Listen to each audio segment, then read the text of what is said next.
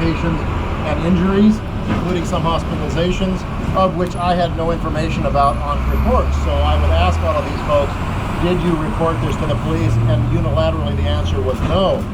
Obviously that concerned me, because if we don't know about these crimes, we can't devote resources to addressing them and holding the suspects accountable. Their reasons for not reporting were varied, and they ranged anywhere from the fact that they may not be out and that a police report would out them, when they may not be ready, to the fact that they may not trust the police in dealing with issues involving their sexual identity or gender identity. So we had to come up with a solution to this. We had to come up with it fast. As many may know, that there are statistics out there that indicate that over 50% of the hate crimes in this country are committed against the LGBT community. When you throw in the fact that many of these folks do not report it, that percentage goes up. We knew that we had to act quickly. We had to reconnect with our LGBT community to make them feel comfortable in reporting these things to us. We also wanted to send a clear message to the suspects out there that do this, that this activity will not be tolerated in our community, and hopefully in other communities that adopt this, like Morristown.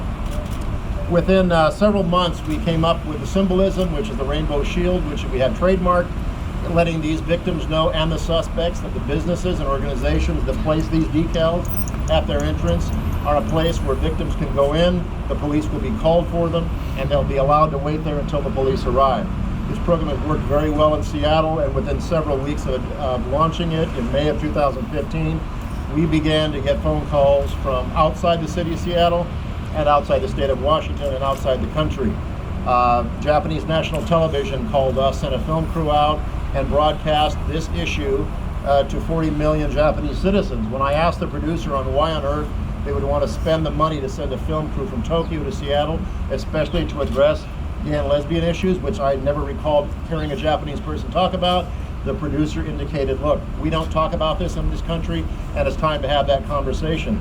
So they're right, it is time to have a conversation about a topic which many people may feel awkward about, may not know much about, and it doesn't hurt anybody, okay? Gay and lesbian folks and transgender folks have been around as long as all of us have been, often living in the shadows because of fear of coming out. And this program has been successful in Seattle, and we are encouraged that other organizations and agencies want to do this. More than just a decal, it's a commitment that the business owners and community organizations and police departments have to work together to help reduce crime and to help communicate with the community, which has not always effectively worked with the police and vice versa. So I am thrilled to be here today in Morristown. Let me add, before I go on, this is one of the most beautiful towns I've been in. I have never been in New Jersey before, and I'm thrilled that Morristown is the first town in New Jersey, or organization, law enforcement in New Jersey, to adopt this program. So on behalf of the City of Seattle and Police Chief Kathleen O'Toole, I want to thank Morristown for adopting this program, and hope that Morristown will influence other areas outside this community to do the same.